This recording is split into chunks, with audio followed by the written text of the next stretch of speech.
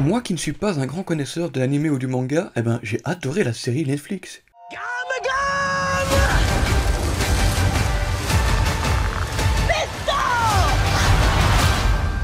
All great fighters call out their finishing moves. No, they don't.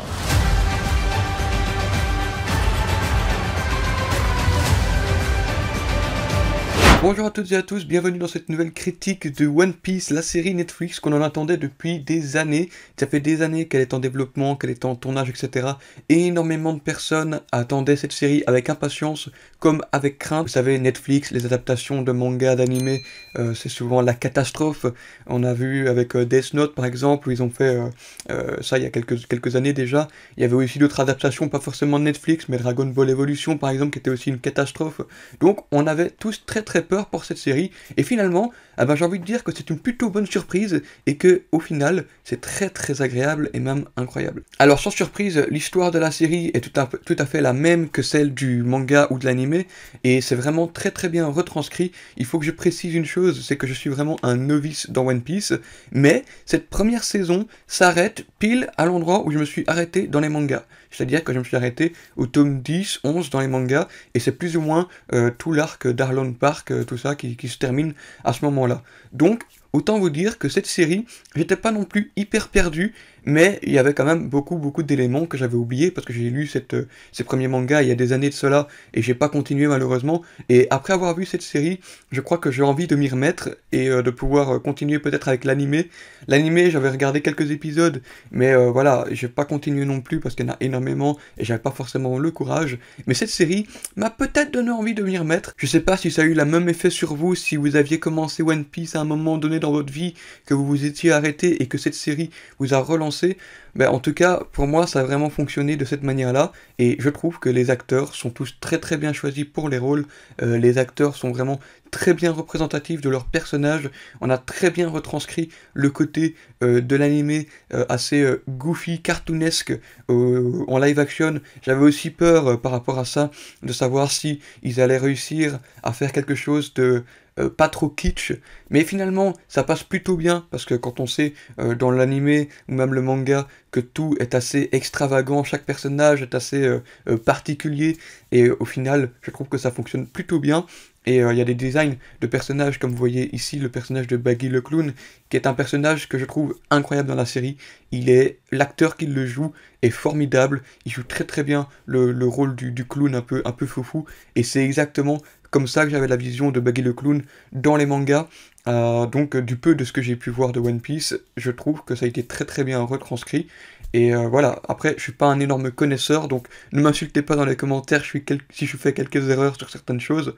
Voilà, je tiens juste à dire que j'ai juste consommé le début de One Piece, et cette série, cette première saison en tout cas, ne fait que confirmer ce que j'avais déjà apprécié du manga, de l'œuvre originale d'Eiichiro Oda, bien sûr.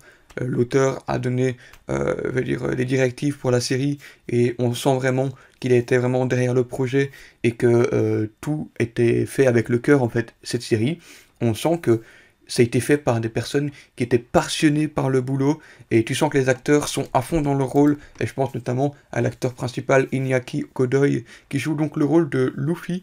Il est incroyable, tu sens que il est à fond dans son rôle, il joue vraiment le personnage, toujours de bonne humeur, toujours bienveillant, qui pense toujours au bonheur des autres, toujours vouloir suivre le rêve. Et ça, c'est vraiment le truc le plus important pour lui, c'est que tout le monde puisse accomplir ses rêves. Et ça, tout le long de la série, on le ressent bien envers tous les autres membres de son équipage, Nami, même Sanji, Usopp ou encore Zoro. Ces personnages-là sont tous aussi bien développés les uns que les autres, ils ont chacun leur motivation, chacun leur rêve, ils ont chacun des empêchements, et tout au long de la série, ils apprennent à se connaître, et je trouve que c'était incroyablement bien fait. Les relations fonctionnent super bien entre les différents acteurs, ça fonctionne très bien, il y a une bonne alchimie, tu sens qu'il y a quelques tensions peut-être entre Zoro et Sanji, mais tu vois que c'est pas vraiment quelque chose de méchant, tu sens qu'il y a de la bienveillance au sein de toute cette équipe, malgré quelques problèmes, ceci, par-ci, par-là. Je vais pas rentrer dans les détails parce que cette critique, j'ai oublié de le préciser, elle est sans spoiler, je vais pas trop spoiler. Et donc voilà, globalement, la série, j'ai vraiment passé un excellent moment devant, et même au niveau des décors et des costumes, au tout début, au premier épisode, je m'étais dit au début, oula, j'espère que ce sera pas, ça fera pas trop déguisement. Et justement, le fait que ça fasse ce côté déguisement, ça apporte un peu ce côté incroyable à la série. C'est vraiment l'univers entier qui est un peu spécial et qui est pas du tout naturel. Et c'est ça qui fait que on a l'impression qu'ils sont avec des déguisements. Parce que c'est pas du tout naturel de voir un homme poisson comme celui-ci avec un nez avec plein d'épines dessus. C'est pas du tout normal de voir Arlong, donc un homme poisson tout simplement. C'est pas normal déjà de surtout voir un personnage tel que Luffy pouvoir étendre ses membres. C'est pas normal aussi de voir donc un clown tel que celui-ci pouvoir détacher tous ses membres de son corps.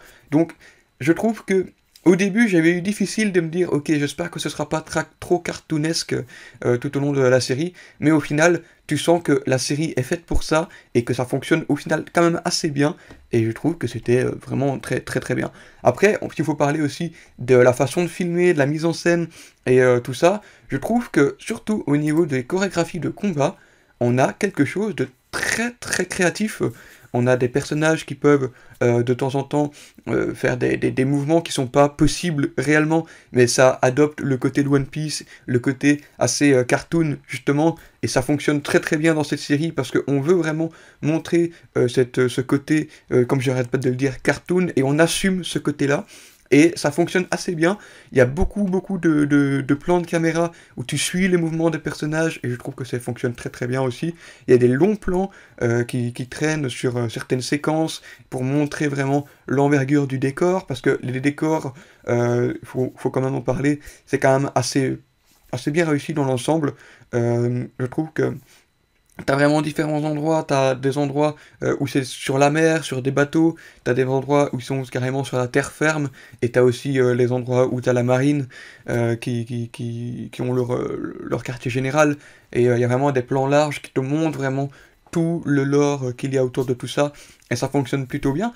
Alors, il y avait des craintes que j'avais pendant le trailer. Le trailer me montrait certains plans où j'avais l'impression que c'était vide, que ça manquait de figurants. Eh ben, au final, je me suis trompé. Dans cette série, ça manque pas de figurants. La première scène de la série, quand on te montre dans le passé le trésor de Gold Roger, on te montre vraiment une foule en folie qui se précipite vers les bateaux pour pouvoir partir à la recherche du One Piece. Et ça, c'est fou. Parce que je pensais pas qu'ils allaient mettre autant... ils allaient aussi bien investir les moyens de production de la série pour faire vraiment un truc vraiment hyper complet et que tout ne parte pas dans l'échec des acteurs. Mais après, je pense qu'ils ont bien fait de prendre des acteurs qui ne sont pas trop connus pour pouvoir justement faire leur nom avec cette série-là. Et franchement, tous les acteurs jouent bien. Et franchement, mention spéciale pour Zoro. J'ai pas de photo ici à l'appui, mais Zoro ici en bas, qui est mon personnage favori. Il est incroyable, il a du charisme, le mec est badass du début à la fin. Il y a beaucoup de personnages, beaucoup de méchants, de différents pirates qui viennent à l'encontre de l'équipage de Luffy. Et à chaque fois, ils ont tous leur particularité physique. Il y a des scènes, des épisodes où tu te concentres vraiment sur un arc en particulier qui tourne autour d'un pirate, et ça fonctionne aussi très très bien. Donc voilà, globalement, je vais pas trop rentrer dans les spoilers parce que j'ai pas envie de faire une critique avec spoilers, étant donné que c'est une série qui est toute sortie en une fois et que vous n'avez pas forcément tous vu la série à ce jour. Donc je vais m'arrêter là pour cette critique de One Piece. J'ai pas envie de rentrer dans les spoilers non plus, parce que n'étant pas non plus hyper calé dans l'univers, j'ai pas envie de m'étendre sur des choses peut-être que je ne connais pas, sur des théories, etc. Parce que je pense que y a pas besoin de théoriser. S'ils vont tout adapter du manga et de l'animé, ça sert à rien de théoriser. Donc voilà. Merci à vous d'avoir regardé cette critique de One Piece. Dites-moi dans les commentaires ce que vous avez pensé de cette série. En tout cas, pour ma part, c'est un coup de cœur. J'ai adoré la suivre. J'ai vraiment dévoré les épisodes de 1 à 8. Vraiment tout en une traite. Donc dites-moi en commentaire ce que vous en avez pensé, pardon. Et n'hésitez pas non plus à me suivre sur tous les réseaux, à savoir TikTok et Instagram, pour découvrir tous mes autres contenus, mais aussi me suivre en cliquant sur le bouton juste en dessous de la vidéo. Et il ne me reste plus qu'une dernière chose à vous dire, c'est à la prochaine pour de nouvelles vidéos. À très bientôt.